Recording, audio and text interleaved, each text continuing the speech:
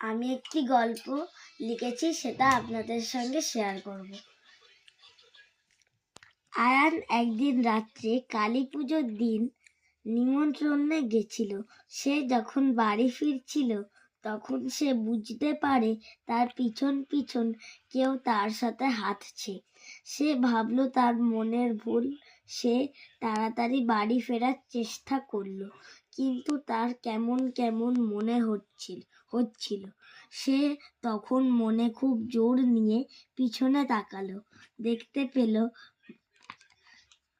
মা কালী তার পিছন পিছন হাঁটছিল।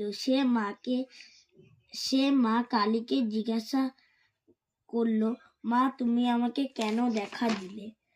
মা তখন তাকে বলল, কেন, আমি কি তোকে দেখা দিতে পারি না?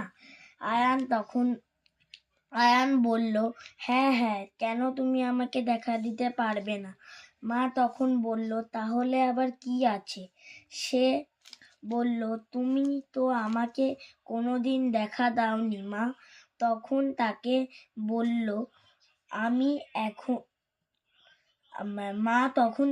বলল, আমি তোকে পরে বলবো, আমি এখন আসি, টাটা। সে বলল, তুমি চলে যাবে? আয়ান বলতে বলতে মা সেখানে আর নেই।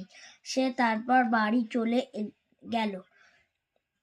রাত্রে আয়ান বাড়ি গিয়ে শুয়ে পড়ল। তারপর হঠাৎ রাত্রে তার ঘুম ভেঙে গেল। সে দেখল একজন মহিলা দাঁড়িয়ে আছে। মহিলা আয়ানকে বলছে, তুই আমার পুজো কর তোর বাড়িতে। তখন আয়ান সবটা বুঝতে পারল। সে বলল, ঠিক আছে মা, তোমার পুজো দেব। তারপর সে সকাল হতেই জিনিসপত্র কিনতে গেল। প্যান্ডেলের লোককেও আয়ান বলে দিল জিনিস কিনেছে। ঘট, গঙ্গামাটি, ফুল ফল, তার ধুতি ও পাঞ্জাবি, মায়ের গয়না, মিষ্টি কিনল। আয়ান সব লোককেও বলে দিল। আয়ান সেদিন সকালেই ঠাকুর এনেছিল। তারপর সেদিন ধুমধাম করে পুজো হলো। তারপর পরের দিন রাত্রে আয়ান ঠাকুর নিয়ে জলের সামনে দাঁড়িয়ে আছে।